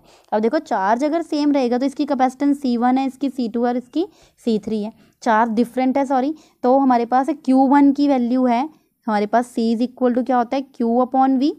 ठीक है, तो अगर मेरे पास चार्ज डिफरेंट हो जाएगा तो Q1 की वैल्यू क्या हो जाएगी, C1V, Q2 क्या हो जाएगा, C2V, और Q3 की वैल्यू क्या हो जाएगी, C3/V। Now the sum of all these charges जो सप्लाई किए जा रहे हैं, sum of all these charges is the sum of all, जैसे हम sum of all the capacitor equivalent capacitance बोलते हैं, C जो है वो सम होगा C1 C2 C3 का।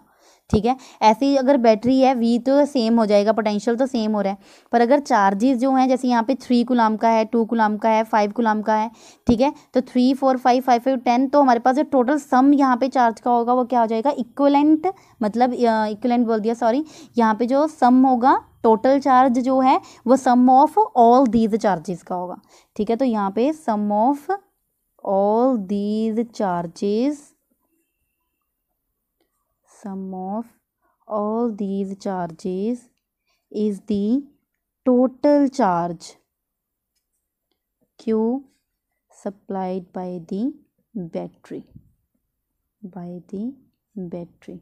देखो जो बैटरी प्रोवाइड कर रही है चार्ज को, इसी का जितना ये दे देगी तो वही तो डिस्ट्रीब्यूट हो जाएगा ना Q1 Q2 Q3 में।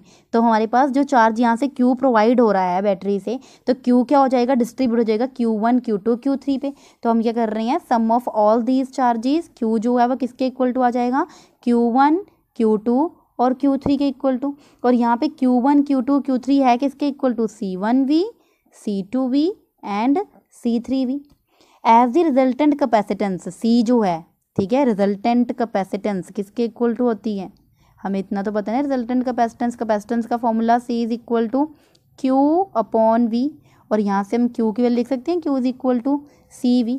तो मैंने Q की वैल्यू CV यहाँ पे पुट कर दी, Q is equal to CV is equal to C1V C2V and C3V, और V क्या हो जाएगा, यहाँ से कॉमन आ जाएगा तो रह क्या जाएगा, C1 + C2 + C3। तो हमारे पास जो पैरेलल कॉम्बिनेशन में कैपेसिटेंस आती है, this is the sum of all these capacitance. हमारे पास रेसिप्रोकल नहीं आता, जैसे हमारे पास सीरीज कॉम्बिनेशन में आया था, रेसिप्रोकल में तो 1 डिवाइड हो जाएगा तो हमारे पास वैल्यू डिक्रीज कर जाएगी। बट इन पैरेलल कॉम्बिनेशन जो कैपेसिटेंस होती है, सी की वैल्यू जो होती है वो हमारे पास सम होता है इन तीनों का, C1 C2 C3 का टोटल कैपेसिटेंस जो होगी इनका सम होगी। It means individual capacitance, resultant capacitance जो है वो ज़्यादा हो जाएगी ना as comparison to individual capacitance. So in parallel combination of capacitors, in parallel combination the resultant capacitance, जो हमारे पास रिजल्टेंट और इक्विवेलेंट कैपेसिटेंस है, is sum of individual capacitors, individual capacitance. ठीक है, इट मीन्स अगर हमारे पास n कॉम्बिनेशन, इसीलिए हम पहले हमारे पास जो पैरेलल कॉम्बिनेशन में जो कैपेसिटेंस है वो क्या होती है, इंक्रीज होती है as comparison to series combination. ठीक है, अगर हमारे पास n कैपेसिटर्स आ जाएंगे, फॉर n कैपेसिटर्स हमारे पास c की वैल्यू क्या आ जाएगी, for n capacitors c is equal to क्या हो जाएगा, C1 + C2 + C3 so on Cn। It means in n capacitors हमारे पास ईच ऑफ कैपेसिटेंस अगर कनेक्टेड होगी पैरेलल में तो वो हमारे पास c की वैल्यू जो है वो किसके इक्वल हो जाएगी, n × c, जितना नंबर होगा कैपेसिटर्स का उसकी मल्टीप्लाई हो जाएगी। ठीक है ना, पैरेलल अरेंजमेंट में Cp = n × c। So in parallel arrangement हमारे पास जो रिजल्टेंट कैपेसिटेंस है वो ग्रेटर होती है, ठीक है, देन दी सीरीज कैपेसिटर्स के। ठीक है, और इसमें हमारे पास रिजल्टेंट कैपेसिटेंस है जो वो हमारे पास ग्रेटर होगी देन दी इंडिविजुअल कैपेसिटर। अभी हमने पढ़े हैं तो कैपेसिटर में हमने इतना पढ़ा है कि कैपेसिटर में कुछ एनर्जी, कैपेसिटर एक डिवाइस है जो अपने अंदर क्या करके रखती है, एनर्जी को स्टोर करके रखती है। अब ये कितनी एनर्जी स्टोर करके रखती है हमने ये फाइंड करना है। Now we will derive an expression में हम ये डिराइव करेंगे कि ये कितना चार्ज अपने अंदर स्टोर करके रखता है। ठीक है, तो कैपेसिटर एक डिवाइस है which is used for storing energy. और देखो कैपेसिटर तो अब आपको सबको पता है कि कैपेसिटर क्या होता है, एक प्लेट जो है वो पॉजिटिव प्लेट होती है कैपेसिटर की, और एक प्लेट कौन सी होती है, नेगेटिव प्लेट होती है। पैरेलल प्लेट कैपेसिटर में एक पॉजिटिव प्लेट होती है और एक नेगेटिव प्लेट होती है कैपेसिटर की। ठीक है, वन प्लेट इज पॉजिटिव, एक प्लेट के पास पॉजिटिव चार्ज होता है और एक प्लेट के पास नेगेटिव चार्ज होता है। ठीक है, तो कैपेसिटर में अब ये चार्ज स्टोर कैसे रहता है, अब हम ये बोल रहे हैं कि कैपेसिटर एक डिवाइस है जो चार्ज अपने अंदर स्टोर करके रखती है। कैपेसिटर कैसे अपने अंदर एक चार्ज को स्टोर करके रखता है, कितनी एनर्जी को स्टोर करके रखता है अपने अंदर। ठीक है, हमने ये पढ़ना है। नाउ फर्स्ट ऑफ ऑल मैंने एक कैपेसिटर लिया और कैपेसिटर को हमने पता है हमें पॉजिटिव को हम किससे कनेक्ट कर देते हैं, पोटेंशियल बैटरी के साथ, पॉजिटिव वी के साथ कनेक्ट करते हैं, positive terminal of the battery, and then negative terminal को हम क्या कर देते हैं, अर्थिंग कर देते हैं। ठीक है, whenever we connect a battery, जब भी हम एक बैटरी कनेक्ट करेंगे, ठीक है, तो कैपेसिटर चार्ज होना स्टार्ट हो जाएगा।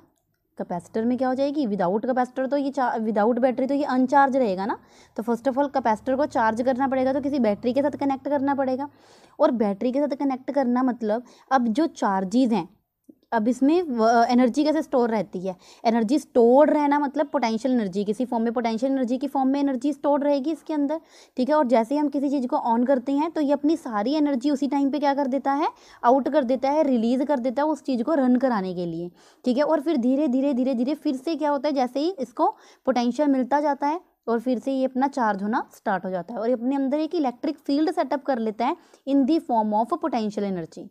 ठीक है, तो देखो जैसे ही हमने इसे पॉजिटिव टर्मिनल के साथ कनेक्ट किया, whenever we will give the potential to the capacitor, ठीक है, कैपेसिटर की वन प्लेट को हम जैसे ही पोटेंशियल देंगे तो जो चार्जेस हैं ये क्या करना स्टार्ट कर देंगे, मूव करना स्टार्ट कर देंगे। देखो ये चार्ज अगर मूव करना स्टार्ट कर देंगे, ठीक है, अगर चार्ज मूव करना स्टार्ट कर देगा तो इट मीन्स हमारे पास क्या हो रहा है, वहाँ पे हमें चार्ज को मूव कराना है तो हमें कुछ ना कुछ वर्क डन करना पड़ेगा। चार्ज देखो अपनी रेस्ट पोजीशन पे है जब हमने किसी भी बैटरी के साथ कनेक्ट नहीं कर रखा, और जब हमने चार्ज को बैटरी के साथ कनेक्ट किया तो कुछ वर्क डन होगा ना। वर्क डन जो है वो चार्ज को क्या कराएगा, मूव कराएगा। और जितना हम पोटेंशियल बढ़ाते जाएंगे, जितना पोटेंशियल इंक्रीज करते जाएंगे उतना ही वर्क डन भी इंक्रीज होता जाएगा। ठीक है, क्योंकि वर्क डन किसके इक्वल होता है, W is equal to V into Q. V बढ़ाते जाएंगे, पोटेंशियल बढ़ाते जाएंगे तो उतना ही ज़्यादा वर्क डन हमें करना पड़ेगा to deliver same amount of charge. ठीक है, जैसे जैसे पोटेंशियल को इंक्रीज करते जाएंगे। अब देखो यहाँ से यहाँ तक चार्ज को हमने डिलीवर कराना है तो हमें क्या करना पड़ेगा, वर्क डन करना पड़ेगा। ठीक है, तो देखो इस रीजन में जब भी जैसे जैसे हम वर्क डन करते जाएंगे तो कैपेसिटर अपने अंदर इस चार्ज को, देखो चार्ज यहाँ से जाएगा तो कैपेसिटर क्या कर रहा है, यहाँ पे वर्क डन हो रहा है एक चार्ज को यहाँ तक डिलीवर कराने के लिए, जब कैपेसिटर अनचार्ज है। ठीक है, अब हमने एनर्जी स्टोर्ड की बात करनी है। तो जब कैपेसिटर अनचार्ज है, मैंने बैटरी के साथ कनेक्ट किया, बैटरी के साथ कनेक्ट करते ही पोटेंशियल डिफरेंस इंक्रीज हो जाएगा और हमारे पास जो चार्जेस हैं, हमारे पास battery had to do more work, यहाँ पे बैटरी को ज़्यादा वर्क करना पड़ेगा to deliver same amount of charge due to continuous increase in potential difference. Now the work done to charge the capacitor, जो वर्क डन है, जो ये वर्क डन दे रही हूँ इस कैपेसिटर को चार्ज करने के लिए, ताकि यहाँ पे जो चार्ज है डिलीवर हो सके, यहाँ से यहाँ तक जा सके, और चार्ज जो यहाँ से यहाँ तक डिलीवर करेगा तो एक इलेक्ट्रिक फील्ड सेटअप हो जाएगा। तो व्हेन एवर हमारे पास एक इलेक्ट्रिक फील्ड सेटअप हो जाएगा तो ये इलेक्ट्रिक फील्ड ही इसके अंदर जो है एनर्जी स्टोर करता है, यहाँ पे एक एनर्जी स्टोर हो जाएगी। ठीक है, ये एनर्जी स्टोर्ड रहेगी। वर्क डन जो है, वर्क डन इज स्टोर, जो वर्क डन हो रहा है वो स्टोर रहेगा in the form of potential energy inside the capacitor. ठीक है, फॉर एग्जांपल अगर हमारे पास देखो, हमें जब भी एनर्जी और वर्क डन दोनों क्या है, इक्वलेंट है, work done and energy are equivalent. मतलब जब मैं वर्क डन की बात कर रही हूँ कि कुछ वर्क डन हो रहा है और वर्क डन वो मूव कर रहा है तो वो काइनेटिक एनर्जी में वो चेंज हो जाएगा, और अगर वर्क डन वो स्टोर होकर रह रहा है, किसी चार्ज को स्टोर करके रख रहा है तो वो पोटेंशियल एनर्जी में चेंज हो गया। फॉर एग्जाम्पल हम किसी स्टोन को मैक्सिमम हाइट तक थ्रो कर रहे हैं तो हम क्या बोलते हैं कि जब हम उसे थ्रो कर रहे हैं, ऊपर की तरफ वो फेंक रहे हैं, तो अपनी मैक्सिमम हाइट पे जाके इसके पास सबसे ज़्यादा पोटेंशियल एनर्जी होती है, ग्रेटर पोटेंशियल एनर्जी होती है इसके पास अपनी मैक्सिमम हाइट पे। इट मीन्स अगर देखो यहाँ पे मैं वर्क डन करती ही ना तो इसके पास कोई एनर्जी भी ना होती। ठीक है, जितना ज़्यादा मैं वर्क डन करूँगी, जैसा वर्क डन यहाँ तक करूँगी तो उतनी पोटेंशियल एनर्जी स्टोर रहेगी, यहाँ तक करूँगी तो उतनी पोटेंशियल एनर्जी स्टोर रहेगी। अगर मैक्सिमम हाइट तक जाऊँगी तो मुझे उतना ही ज़्यादा वर्क डन करना पड़ेगा। सिमिलर एज कैपेसिटर में होता है, मुझे मैक्सिमम वर्क डन करने के लिए, मतलब मुझे ज़्यादा वर्क डन करना पड़ रहा है तो उतनी ही ज़्यादा पोटेंशियल एनर्जी भी क्या रहेगी, स्टोर्ड रहेगी। तो यहाँ पर भी वर्क डन करना पड़ रहा है, चार्ज को, एक प्लेट को मैंने पोटेंशियल दे दिया, अब एक प्लेट से चार्ज जो है दूसरी प्लेट तक मूव करेगा, और एक प्लेट से चार्ज अपने आप तो मूव कर नहीं सकता, कुछ ना कुछ वर्क डन करना पड़ेगा, और जो ये वर्क डन है यही in the form of potential energy stored रहता है inside the capacitor. Now we will find this energy, कितनी एनर्जी स्टोर्ड रहती है हमने ये फाइंड करनी है। तो हम फर्स्ट ऑफ ऑल ये कंसिडर करेंगे, if capacitor is initially uncharged, अगर कैपेसिटर अनचार्ज्ड है तो इसकी अपनी एक वैल्यू होगी जिसका पोटेंशियल डिफरेंस V होगा, चार्ज Q होगा। ठीक है, और कैपेसिटर की वैल्यू क्या हो जाएगी हमारे पास, इफ कैपेसिटर इज अनचार्ज्ड तो charge on the capacitor is Q is equal to C into V। ठीक है, हम फर्स्टली कंसीडर कर रहे हैं if capacitor is uncharged, capacitor uncharged है और जैसे ही मैंने इसे एक बैटरी के साथ कनेक्ट किया तो इसको पोटेंशियल मिल जाएगा V, तो चार्ज ऑन दी कैपेसिटर क्या आ जाएगा, Q is equal to C into V। Capacitor is uncharged and when we connect it to a battery, battery के साथ कनेक्ट करना मतलब देखो चार्ज अपनी रेस्ट पोजीशन पे है, चार्ज नहीं इंक्रीज होगा, चार्ज अपनी रेस्ट पोजीशन पे है, बस चार्ज मूव करना स्टार्ट कर देगा। उस चार्ज को मूव कराने के लिए मुझे बैटरी के साथ कनेक्ट करना पड़ रहा है, मुझे कुछ पोटेंशियल देना पड़ रहा है, पोटेंशियल देना पड़ रहा है मतलब कुछ वर्क डन करना पड़ रहा है। जितना वर्क पोटेंशियल इंक्रीज करती जाऊँगी उतना वर्क डन इंक्रीज होता जाएगा। सो जो हमारे पास Q की वैल्यू आएगी, चार्ज जो स्टोर्ड रहेगा इसके अंदर वो किस फॉर्म में रहेगा, C इंटू V की फॉर्म में। तो देखो अब हम जब भी हमने मैक्सिमम एनर्जी निकालनी है तो हम पहले क्या करेंगे, मतलब मुझे वर्क डन निकालना है। ठीक है, वर्क डन और एनर्जी, देखो वर्क डन फाइंड कर लूँगी तो मेरे पास एनर्जी ही आ जाएगी वो। ठीक है, तो वर्क डन, क्योंकि हम ये बोल रहे हैं कि work done is stored inside inside the capacitor in the form of potential energy. तो कैपेसिटर को पहले मैंने क्या बोल दिया कि Q is equal to C into V, जब अनचार्ज है बैटरी के साथ कनेक्ट किया। अब मैं क्या कहूँगी कि पहले मैंने इतना ज़्यादा चार्ज नहीं ट्रांसफ़र किया, स्मॉल अमाउंट DQ को ट्रांसफ़र किया, क्योंकि हम फिजिक्स में क्या पढ़ते हैं कि पहले छोटी अमाउंट को ट्रांसफ़र कर दो, लास्ट में इसका इंटीग्रेशन कर दो, आपके पास टोटल वर्क डन आ जाएगा। तो मुझे वर्क डन फाइंड करना है। तो सपोज स्मॉल चार्ज, मैंने क्या किया, suppose small charge DQ is transferred, DQ को ट्रांसफर्ड किया फ्रॉम प्लेट 1 to 2, फर्स्ट से सेकंड प्लेट में मैंने क्या किया, ट्रांसफ़र किया है चार्ज को। Then small amount of work done, देखो चार्ज ट्रांसफ़र करने पे, चार्ज ट्रांसफ़र करना है तो इट मीन्स मुझे कुछ वर्क डन करना पड़ेगा तभी तो ट्रांसफ़र होगा। Small amount of work done by the battery is given by DW, क्योंकि W इज इक्वल टू क्या होता है, V इंटू क्यू। ठीक है, अगर small amount of work done करना है तो मुझे स्मॉल अमाउंट ऑफ चार्ज ही ट्रांसफ़र करना पड़ेगा, तो DW is equal to V into DQ। और देखो Q इज इक्वल टू क्या है, C into V when we connect capacitor, uncharged capacitor to a battery. तो यहाँ से V की वैल्यू क्या आ जाएगी मेरे पास, Q अपॉन C। तो यहाँ पे स्मॉल वर्क डन किसके इक्वल हो जाएगा, Q upon C into DQ। अब ये स्मॉल वर्क डन है, टोटल वर्क डन किसके इक्वल टू आ जाएगा, total work done in transferring the charge, total work done in transferring the charge. ठीक है, ट्रांसफ़र करना है चार्ज का, चार्ज को ट्रांसफ़र करना है ताकि जो हमारे पास पोटेंशियल है वो भी इंक्रीज़ हो और चार्ज जो है वो, देखो पहले rest, total work done in transferring charge, कितना चार्ज ट्रांसफ़र करना है, पहले वो रेस्ट पोजीशन पे था, कुछ भी चार्ज नहीं था दूसरी प्लेट के पास। अब 0 to कितने अमाउंट पे चार्ज डिलीवर कर रहे हैं हम, पहले कुछ भी चार्ज नहीं था इस प्लेट पे। ठीक है, अब इस प्लेट से ये ट्रांसफ़र कर रहा है अपने में से चार्ज, तो ये कितना चार्ज ट्रांसफ़र करेगा, 0 to Q चार्ज ट्रांसफ़र कर देगा उधर। ठीक है, टोटल वर्क डन किसके इक्वल टू हो जाएगा, total work done W, DW is equal to क्या था, Q अपॉन C DQ। और टोटल वर्क डन करना है तो इंटीग्रेट कर दो both sides, integrating both sides, integrate कर दिया मैंने। DW is equal to Q upon C into DQ, तो हमारे पास integration DW is equal to integration Q upon C into DQ। DW की इंटीग्रेशन वर्क डन जो है वो 0 to W होगा। ठीक है, क्योंकि पहले तो अनचार्ज है ना कैपेसिटर, और फिर उसके बाद मैं वर्क डन कर रही हूँ तो ये किसने इक्वल टू बन जाएगा, W। डेरिवेटिव और इंटीग्रेशन कैंसिल हो जाएंगे, upper limit minus lower limit आ जाएगा। 1 upon C is constant, integration Q with respect to DQ हो जाएगी। ठीक है, तो W इज इक्वल टू, ये तो हो जाएगा W माइनस 0 पुट करेंगे तो W आ जाएगा, is equal to 1 upon C।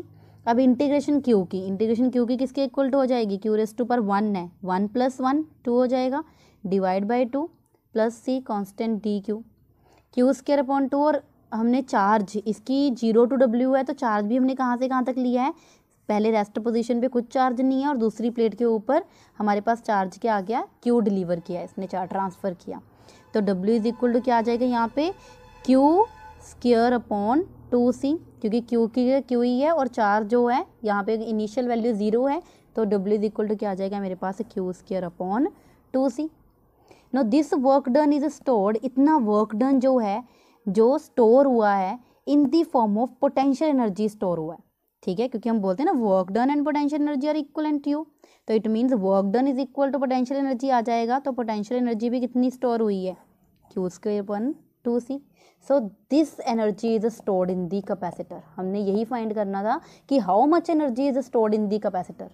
Energy is stored in the capacitor in the form of charge and C में वैल्यू पुट करेंगे तो U is equal to Q square upon 2C हो जाएगा।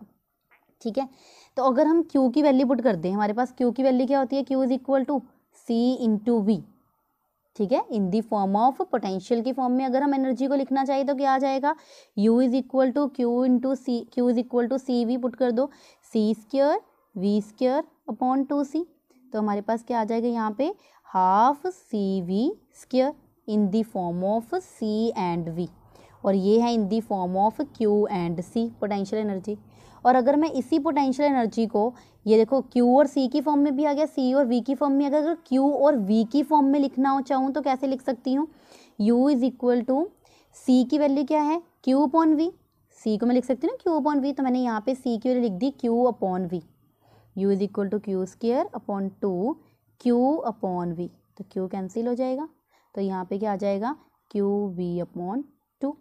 तो इट मीन्स पोटेंशियल एनर्जी को हम ऐसे लिख सकते हैं Q square upon 2C also in the form of CV and also in the form of QV. So this is the expression of energy stored in a capacitor. Energy stored रहती है इस energy on sharing of charges by two capacitors. Whenever, देखो हमने last lecture में क्या पढ़ा था, energy stored in a capacitor. Energy stored in a capacitor क्या होती है, energy stored in a capacitor is half CV square in the form of capacitance and voltage, it is stored, which is stored is equal to half CV square, इतनी energy store होती है। But when we join two capacitors, अगर हम दो capacitors को battery से हटा के हम क्या कर दें, दोनों कैपेसिटर्स को पैरेलल कॉम्बिनेशन दे दें, पैरेलल कनेक्ट कर दें, तब हमारे पास कॉमन पोटेंशियल और कितनी एनर्जी लॉस होगी कैपेसिटर्स को ज्वाइन करने पे। ठीक है, तो first of all we will consider two capacitors. हमने दो कैपेसिटर्स ले लिए C1 and C2, C1 and C2। C1 को पोटेंशियल V के साथ कनेक्ट कर दिया, V1 ले लूँगी इसका पोटेंशियल, इसको क्या कर दी अर्थिंग। ठीक है, इसका पोटेंशियल ले लिया V2 और इसको भी यहाँ से क्या कर दिया अर्थिंग। वन प्लेट क्या होती है पोटेंशियल के साथ कनेक्ट और वन साइड क्या होती है earthing. Capacitance C1 and this is capacitance C2। ठीक है, तो हमारे पास कैपेसिटेंस की वैल्यू क्या आ जाएगी, अगर हम कंसीडर करेंगे two capacitor C1 and C2 having potentials V1 and V2, then total initial potential energy of two charged capacitors, इसकी क्या आ जाएगी potential energy, half C1 V1 square and half U1 U2, half C2 V2 square. तो initially जब मैंने इन दोनों को combine नहीं किया, इनका अलग अलग पोटेंशियल है V1 और V2, तो उस टाइम पे मेरे पास नेट जो पोटेंशियल एनर्जी है वो किसके इक्वल टू आ जाएगी, half C1 V1 square plus half C2 V2 square. इतना तो समझ में आ गया होगा। बस दो कैपेसिटर्स हैं और दोनों कैपेसिटर्स की इनिशियल एनर्जी जो हमने लास्ट एक्सप्रेशन किया था, एनर्जी स्टोर्ड इन कैपेसिटर्स, तो एनर्जी कैसे स्टोर रहती है कैपेसिटर के अंदर, अगर उसके पास कैपेसिटेंस C1 है और पोटेंशियल दे रखा है उसे V1, तो हमारे पास एनर्जी कैसे स्टोर रहती है in the form of half C1 V1 square, first capacitor के लिए लिया एंड देन सेकेंड कैपेसिटर के लिए ले लिया।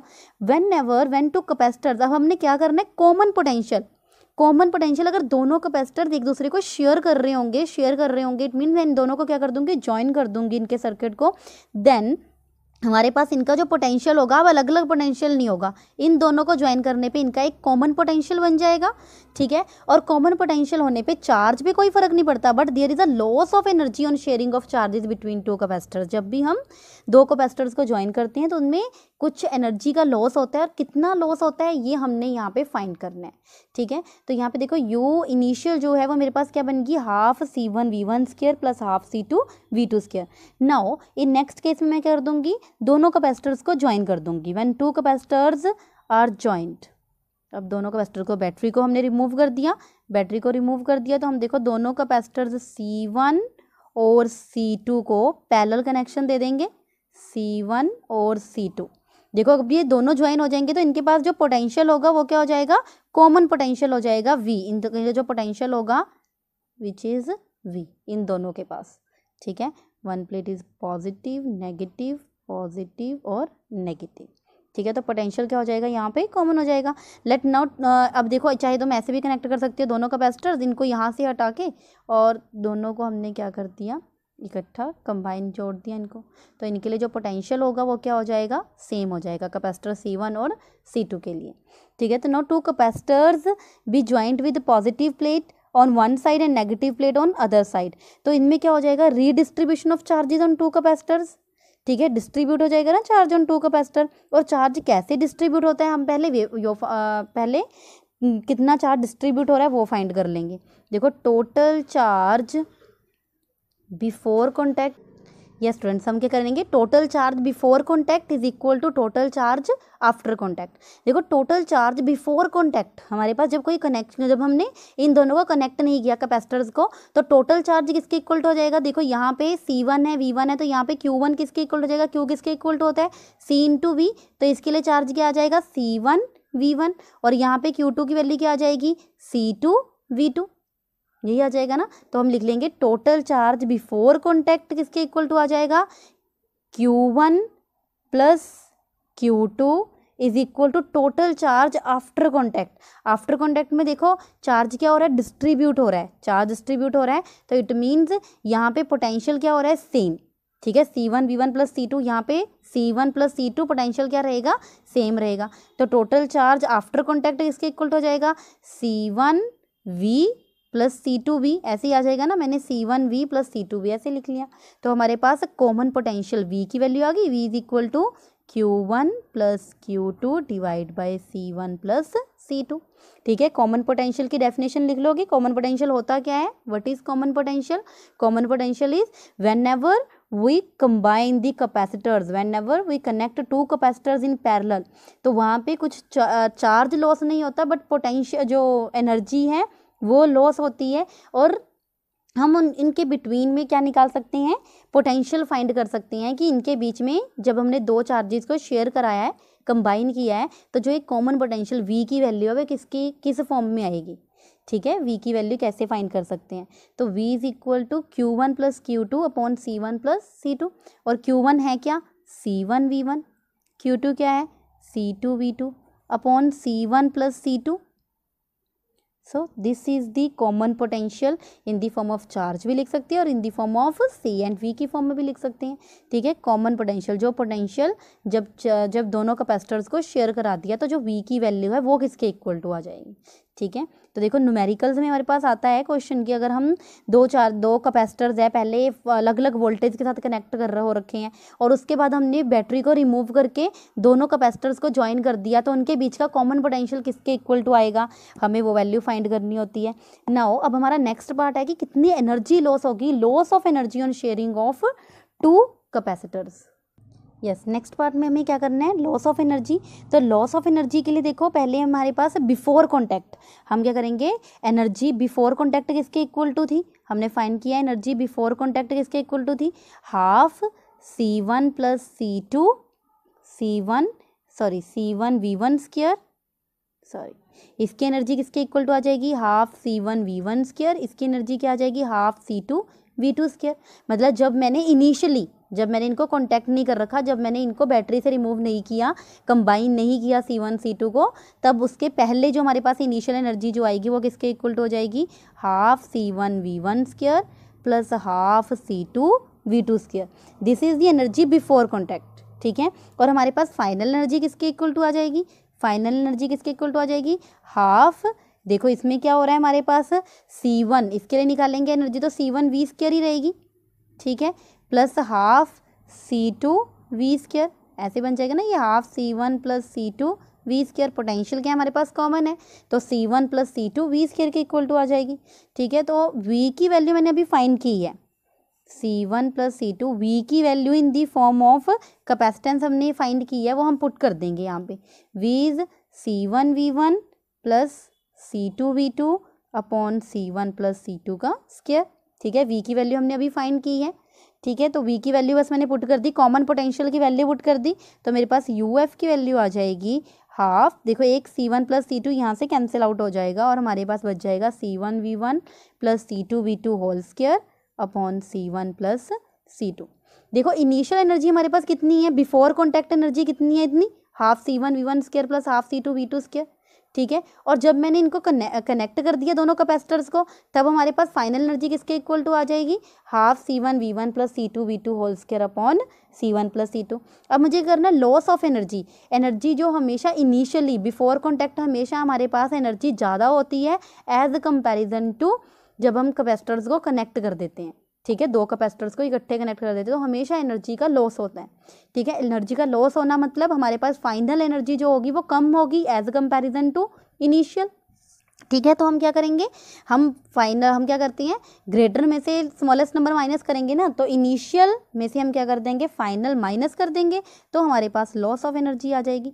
You I minus U F किया हमने, यू आई की वैल्यू क्या है, half C1V1 square plus half C2V2 square minus half C1V1 plus C2V2 square divide by C1 plus C2। अब देखो मैंने यहाँ पे क्या कर देना है, C1 प्लस C2 एलसीएम ले लूँगी, एलसीएम लूँगी तो मेरे पास एक्सप्रेशन क्या आ जाएगा, C1V1 स्क्वायर, यहाँ पे क्या चला जाएगा, C1 plus C2, similar as यहाँ पे C2V2 square, C1 plus C2 minus C1V1 plus C2V2 whole square divide by क्या आ जाएगा, 2 इंटू C1 प्लस C2। अब मुझे इस एक्सप्रेशन को सॉल्व करना है, इसको मल्टीप्लाई कर दूंगी, देखो क्या बन जाएगा, इसको अंदर मल्टीप्लाई कर दो, C1 square V1 square C1 C2 V1 square plus C1 C2 V2 square plus C2 square V2 square minus यहाँ पे मैं लगा दूंगी A plus B whole square, A square plus B square C2 square V2 square plus 2AB C1 C2 V1 V2, ये आ जाएगा। देखिए यहाँ से ये माइनस है, ये कैंसिल हो जाएगा, C2 स्क्वायर V2 स्क्वायर ये प्लस है, ये अंदर जाके माइनस हो जाएगा, कैंसिल हो जाएगा, और हमारे पास टर्म क्या बच जाएगी, नीचे डिनोमिनेटर में 2 इंटू C1 प्लस C2 है, तो हमारे पास जो टर्म बचगी that is C1 C2 V1 square C1 C2 V2 square minus 2 C1 C2 V1 V2 upon 2 C1 plus C2। Now C1 C2 देखो तीनों तरफ है, तो C1 C2 हम कॉमन निकाल लेंगे, रह जाएगा V1 square V2 square minus C1 C2 V1 square C1 C2 V2 square, देखो हमने जो टर्म है वो लिख ली हुई है, ठीक है, डिनोमिनेटर में ये टर्म बच जाएगी, एंड देन C1 C2, अब देखो यहाँ पे V1 स्क्वायर C1 C2 देखो तीनों तरफ है, तो C1 C2 में कॉमन निकाल लूँगी। Now we will left with only this term V1 square V2 square in bracket, inside the bracket we will left with V1 square V2 square and then minus 2 V1 V2, and in denominator it will be 2 C1 plus C2. Now we can write this as C1 C2. Now this is the formula of A square B square minus 2AB. Here A is V1 and B is V2. So we can write this as V1 minus V2 whole square upon 2 C1 plus C2. So this is the loss of energy C1 C2 V1 minus V2 square upon 2 C1 plus C2.